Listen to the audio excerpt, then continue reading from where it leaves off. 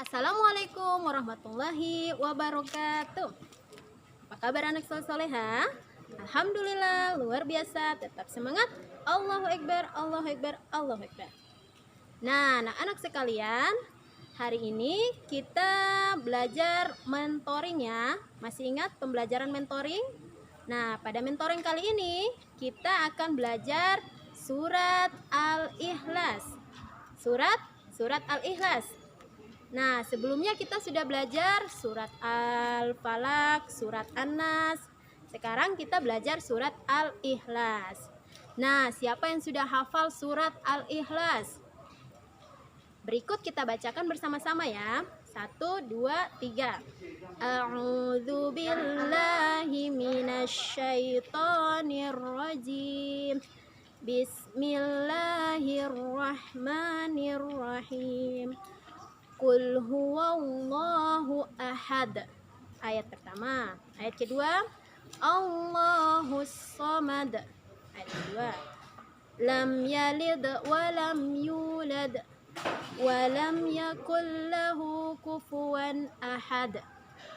Nah, surat Al-Ikhlas adalah surat yang ke-112. Surat ini diturunkan di Mekah atau Makkiyah atau Mekah. Dan surat ini terdiri dari 4 ayat. 4 ayat ya. Nah, apa arti surat Al-Ikhlas? Arti dari surat Al-Ikhlas, Al-Ikhlas artinya memurnikan keesaan Allah Subhanahu wa Ta'ala. Nah, anak-anak tahu tidak apa itu memurnikan? Murni kita contohkan seperti air. Ya, seperti air.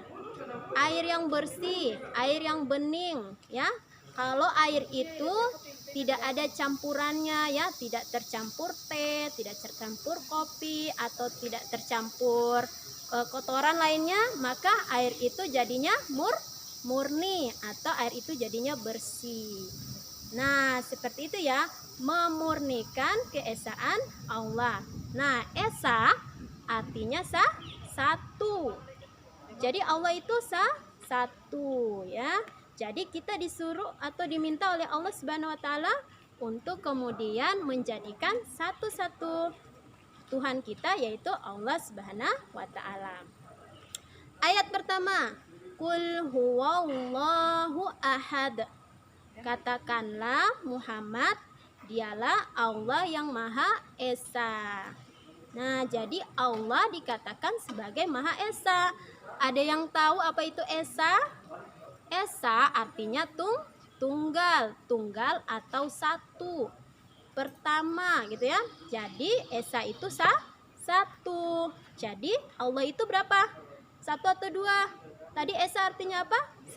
Satu. Jadi Allah itu satu. Tidak boleh dua, tidak boleh tiga, cuma satu. Ayat kedua, Allahus samad.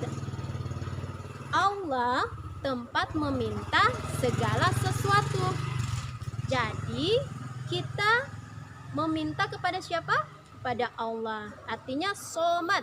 Somad itu artinya bergantung.